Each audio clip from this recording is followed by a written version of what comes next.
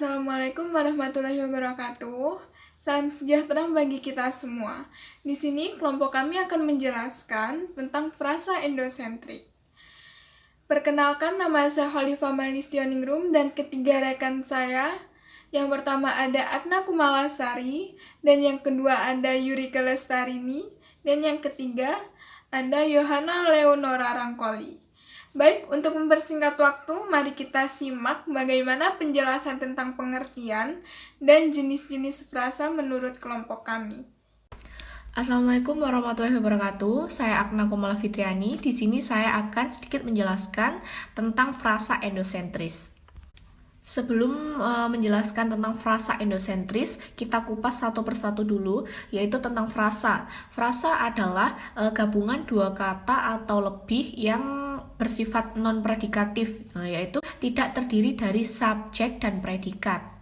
Selain itu, ada dua ciri utama dari frasa, yaitu gabungan dua kata atau lebih, dan yang kedua, gabungan kata dalam frasa yang bersifat non-predikatif. Frasa endosentris sendiri adalah frasa yang keseluruhannya memiliki perilaku sintaksis yang mana sama dengan salah satu unsurnya. Ada contoh dari gabungan kata frasa endosentris, yaitu misal baik sekali, hampir terbenam, saban bulan, dan yang lain sebagainya. Menurut Ramlan 1987, frasa endosentris adalah frasa yang memiliki distribusi yang sama dengan unsurnya, yang mana suatu unsur tersebut memiliki kedudukan yang setara dan memiliki makna yang mengacu pada referensi yang sama pula. Dari materi yang sudah saya jelaskan, dapat ditarik kesimpulan bahwa frasa endosentris adalah frasa yang dimana mengacu pada melihat suatu unsur frasa tersebut itu harus sama dan memiliki kedudukan yang setara pula. Sekian penjelasan materi dari saya. Materi selanjutnya akan dijelaskan oleh rekan saya. Terima kasih. Perkenalkan, saya Yurika Lestarini. Di sini saya akan menjelaskan mengenai frasa endosentrik koordinatif. Di sini saya akan menjelaskan mengenai pengertian dari frasa endosentrik koordinatif. Menurut Ramlan, frasa endosentrik koordinatif adalah frasa endosentrik yang unsur-unsurnya berkedudukan setara. Kesetaraan tersebut dapat dibuktikan oleh kemungkinannya dihubungkan dengan kata penghubung, kata dan kata atau. Di sini unsur setara merupakan unsur utama atau unsur inti. Contoh dari frasa endosentrik koordinatif sendiri yaitu yang pertama, ayah ibu pergi ke Semarang. Frasa ayah ibu adalah frasa endosentrik koordinatif karena unsur-unsurnya dapat dihubungkan dengan kata penghubung dan atau. Untuk itu, frasa ayah ibu dapat menjadi ayah dan ibu atau ayah atau ibu. Untuk unsur ayah ibu sendiri memiliki kedudukan yang setara, masing-masing berkedudukan sebagai unsur inti. Selain ayah ibu, ada pun contoh lainnya, yaitu sebagai berikut. Yang kedua, yaitu untuk contoh yang kedua dari frasa endosentrik koordinatif, yaitu contohnya suami istri. Suami istri di sini dapat dihubungkan dengan kata penghubung dan atau. Frasa suami istri dapat menjadi suami dan istri atau suami atau istri. Untuk contoh yang ketiga dari frasa endosentrik koordinatif yaitu bekerja dan belajar. Bekerja dan belajar di sini bisa dihubungkan dengan kata penghubung dan atau. Contohnya bisa menjadi belajar dan bekerja atau belajar atau bekerja. Demikian penjelasan saya mengenai frasa endosentrik koordinatif. Untuk penjelasan materi selanjutnya akan dijelaskan oleh rekan saya. Terima kasih. Perkenalkan, nama saya Yohana. Di sini saya akan menjelaskan tentang frasa endosentrik atributif. Frasa endosentrik atributif adalah frasa endosentrik yang unsur-unsurnya tidak setara. Menurut Ramlan, hubungan antara unsur bersifat subordinatif sehingga tidak dapat dihubungkan dengan kata penghubung dan atau. Unsur yang berdistribusi sama dengan keseluruhan frasa disebut inti. sedangkan unsur yang berfungsi untuk menjelaskan inti disebut atribut. Contohnya, baju baru. Unsur baju merupakan unsur inti, sedangkan unsur baru merupakan unsur atribut.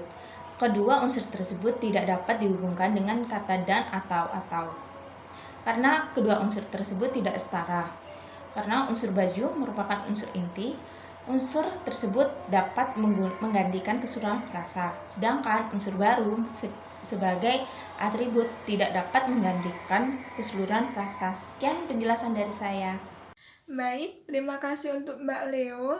Di sini saya akan menjelaskan materi selanjutnya tentang frasa endosentrik apositif. Menurut Ramlan, frasa ini unsur-unsurnya tidak dapat dihubungkan dengan kata penghubung dan atau kata penghubung atau, serta unsur yang satu sama dengan unsur yang lainnya. Misalnya contoh seperti kalimat Ahmad, anak Pak Sastro, sedang belajar. Pada contoh ini, Ahmad merupakan unsur pusat, sedangkan anak Pak Sastro merupakan unsur aposisi. Contoh lain itu misalnya seperti Jogja, kota pelajar, atau juga Anda seperti Bapak Jokowi, Presiden RI, atau juga Indonesia sama dengan tanah airku, seperti itu.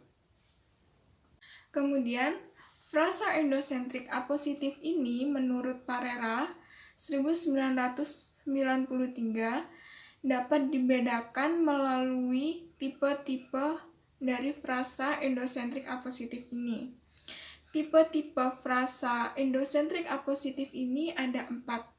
Yang pertama, ada konstruksi penambahan atau auditif. Kemudian yang kedua, ada konstruksi penggabungan.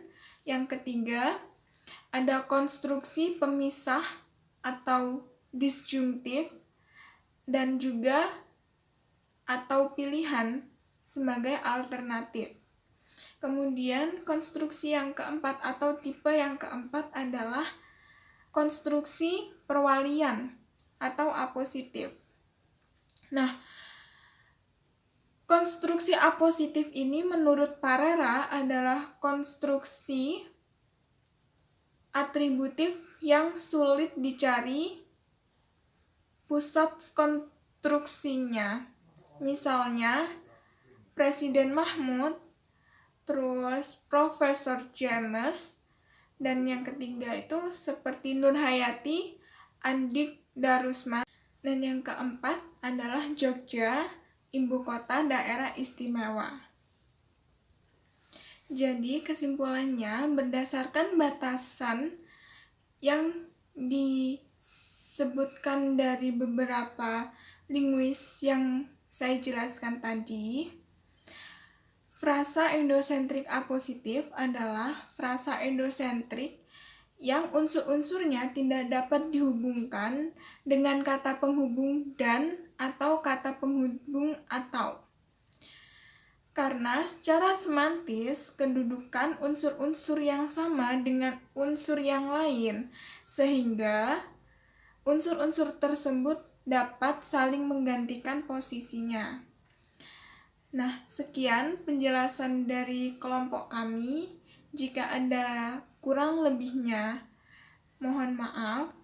Semoga apa yang kami jelaskan ini dapat bermanfaat bagi kalian semua yang mendengarkan. Wassalamualaikum warahmatullahi wabarakatuh.